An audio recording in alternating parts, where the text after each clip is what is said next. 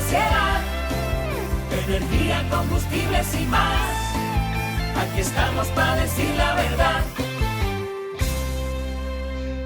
Estamos de regreso en su programa Energía, Combustibles y más, y estamos aquí en un panel sobre las energías y combustibles del futuro a consecuencia de la volatilidad al alza de los barriles de petróleo.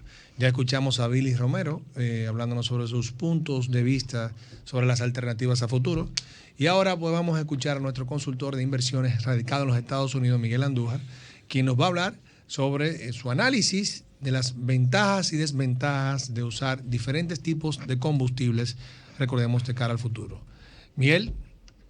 Muy buenas noches, una nueva vez más. Antes que nada, ante la excelente exposición de Billy. La vara alta, ¿viste? Sí,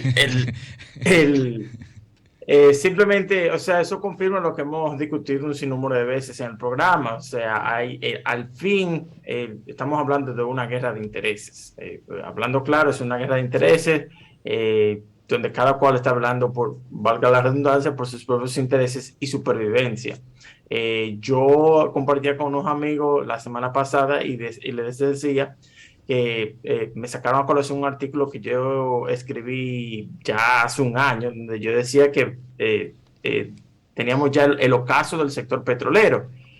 Y yo le decía, bueno, es que simplemente de una manera u otra, cuando vemos esta alza del petróleo, del gas natural y de energías no renovables, se puede interpretar esto hasta como el último superciclo. Y es así lo han definido muchísimos analistas, el último superciclo. Y al mismo tiempo es una expresión de supervivencia de los propios sectores de energía no renovable, dígase gas natural y el petróleo, pero sobre todo los derivados del petróleo. Y como decía Billy, hay una tendencia al consumo de otras energías alternativas como vehículos eléctricos. En el caso mío, en mi caso personal, yo me he pasado 6 meses buscando un vehículo eléctrico porque simplemente me cuadra tener más un vehículo eléctrico. Hoy tenemos que ver también que hay que tener cuidado Miguel, con los... Discúlpame que te interrumpa. Uh-huh. Aquí tenemos 0 emisión RD. Cuando tú quieres un vehículo eléctrico lo puedes adquirir aquí fácilmente. Sí. Con mi amigo Charles. Sí. Y gracias que tú mencionas eso, José. Hay una ley de incentivo, que es la 103-01, creo que es, si no me equivoco, que incentiva la entrada de vehículos eléctricos a la República Dominicana o de vehículos que no utilicen energía tradicional, dígase vehículos eléctricos. Y ahí hay que dar un ángulo y tenernos cuidado, pero prepararse para el futuro. El punto de vista de nosotros como país, hay que tomar en cuenta que a medida que va creciendo o toma auge el consumo, la compra de vehículos eléctricos, estamos hablando de que tú vas a necesitar más energía, producir más energía en el sistema eléctrico dominicano. O sea, estamos desplazándonos del consumo de gasolina, del consumo de diésel, al consumo del sistema eléctrico dominicano, que no es un secreto. Tenemos un historial de precariedad en el sistema eléctrico, con sus altas y sus bajas. Yo hice hace un año un cálculo, no sé si todavía sigue vigente, pero tiene que ser más o menos, tiene que andar por ahí en términos de los cálculos, porque ha sido la norma en los últimos 10, 15 años, que si tomamos como referencia el crecimiento del parque vehicular de nuestro país, estamos hablando de un 6.7% anual el crecimiento. Y si usted toma que, hipotéticamente, para ser conservadores, el 10% de esos vehículos sean eléctricos que entren a la República Dominicana en los próximos 5 o 6 años, estamos hablando que hay que buscar un 33% más de generación de energía en el país. Eso es un componente. Y eso no está, yo estaba revisando la semana pasada el reporte, un estudio que se hizo para el sistema eléctrico dominicano, que se decía que necesitábamos más de 1.500 megawatts para el 2025, y ahí en ningún momento se estipula o se toma en consideración el crecimiento del parque vehicular tomando en cuenta vehículos eléctricos. Entonces la cantidad sería más. Ese es un componente. El otro componente es el componente tributario. A medida que nos vamos desplazando, y ojalá y así sea, el consumo de gasolina, el consumo de diésel, al consumo a utilizar más vehículos eléctricos, estamos desplazando uno de los principales fuentes de sustentación del gobierno. Cuando uno se va a la base de datos del DGI, uno ve que entre el 10 y el 11% de lo que se recauda es en impuestos a los hidrocarburos. Entonces, tenemos que recomponer el impuesto que no se prevé en el sistema eléctrico dominicano cuando uno consume, que de hecho es subsidiado. Entonces, eso es un tema que hay que tomar en cuenta a corto y a largo plazo, porque de repente, perfecto, estamos moviéndonos hacia una energía que es mucho más limpia, estamos moviendo hacia una energía que contamina menos el ambiente, y qué bien, pero hay un tema económico, un tema tributario que hay que también tomar en cuenta.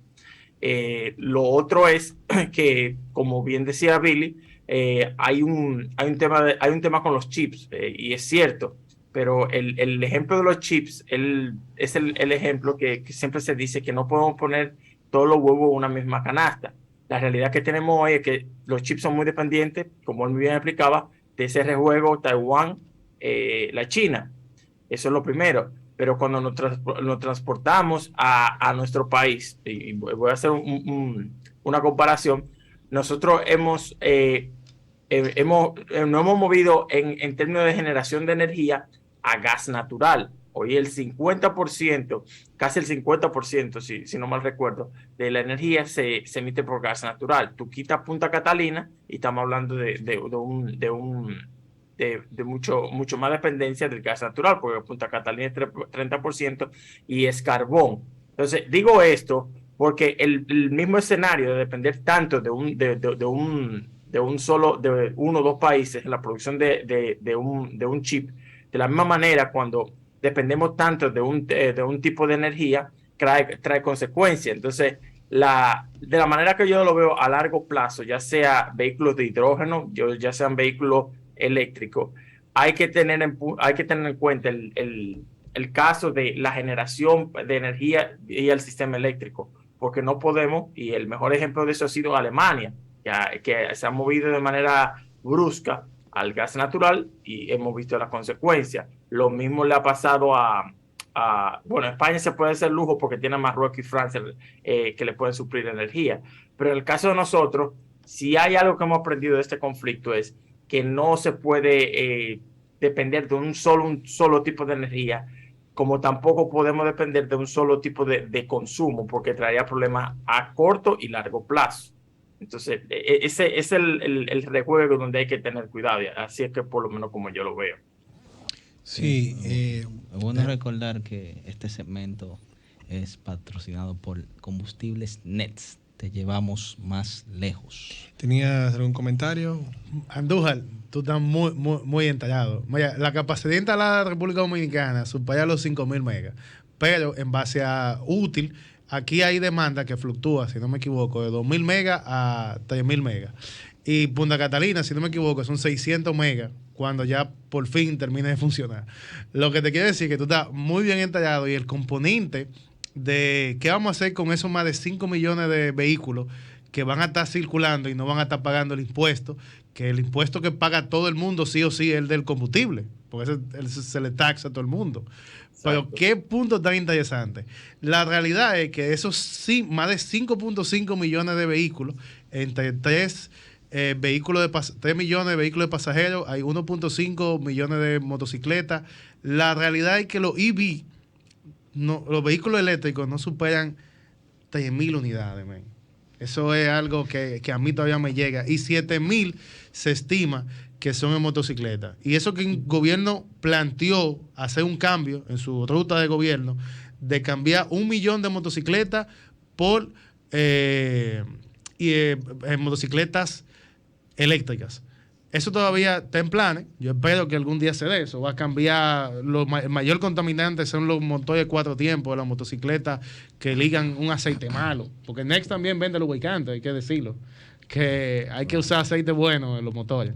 Así es. Pero respondiendo a tu pregunta, la única forma que eso puede pasar es si tú haces autogeneración. Y a eso es que yo le estoy apostando. Que el pasajero privado que compre un vehículo eléctrico, inclusive tú que vives en Estados Unidos, el Tesla tiene un pase especial para no pagar los toll. ¿Tú vives en qué estado tú vives? En la Florida. En Florida, ¿sabes que el Florida Turnpike paga como 1.5 por un pedazo, luego 50 centavos por un pedazo? El Tesla no paga en el Turnpike. No sé si eso tú lo habías confirmado. No lo sabía. Investígalo, porque eso tú lo pagas al momento que tú compras el vehículo, y como ellos no contaminan en la carretera, el Turnpike está excepto a que tú no pagues ese toll cada vez que tú pasas, que te alivia al mes hasta $100. Si tú vas y vienes todos los días utilizando el Turnpike entero que te lleva de Miami a Orlando, son $16. O sea, imagínate que tú lo cojas a la mitad, $8 para ir, $8 para venir. Al mes se te suma. Entonces, lo que yo quería decir, imagínate que en las empresas que tienen flotilla, eventualmente se pongan ingeniosas y autogeneren por una combinación híbrida de paneles solares, energía de la calle, almacenada en batería, su propia energía de consumo. Y el usuario personal en la casa haga también lo mismo, con un inverter que convierta la energía de los paneles, subsidiada la que nos está dando la calle, y pueda alimentar el Tesla. O sea, yo tengo amigos que de 40,000 pesos han bajado su factura con un Tesla a 2,000 pesos mensual. Se paga solo con lo que tú estás dejando. Entonces, el futuro de la compañía de combustibles tradicionales como Next, como todos los jugadores, están conscientes que eso va a pasar. Y tienen, para mí, estrategias muy fuertes para subsistir en un mercado de la carga rápida. Eso va a durar 20 años para llegar aquí. Pero eventualmente el híbrido entre combustibles fósiles, entre combustibles renovables, energía, que imagínate una Next con todo el techo en paneles solares, baterías inteligentes que almacenen la energía que te da durante el día, más la conexión, o, te lo voy a poner más fácil, un generador de GLP. Ellos también tienen empresas naturales que venden GLP. Entonces, un generador en GLP que no contamina ni emite CO2, te alimenta una batería junto con con una celda fotovoltaica que te almacena el excedente, y tú le vendes energía al usuario final. Eso es la ecología del sistema perfecto. Así es. Y añadiendo lo que tú dices, Billy, y escúchame que te interrumpa, así de repente una idea, por ejemplo, en mi caso, yo tengo en mi casa paneles solares. Ahí no estoy al tanto en República Dominicana cuál es el incentivo para paneles solares. Pero en el caso mío, si yo tengo un excedente de producción de energía al mes o al año, ese excedente de manera automática se le devuelve a mi factura eléctrica. A mi factura eléctrica, y me dan un crédito por eso. Entonces, añadiéndole a eso, el sistema solar en la casa podría ser también otra alternativa o otro componente mixto que le pudiera dar energía a un vehículo y al mismo tiempo energía, el excedente que uno tenga que no consuma, al sistema eléctrico. Súper interesante. Bueno, te vamos a pedir que continuemos con este mismo hilo después de la pausa. Energía, combustible.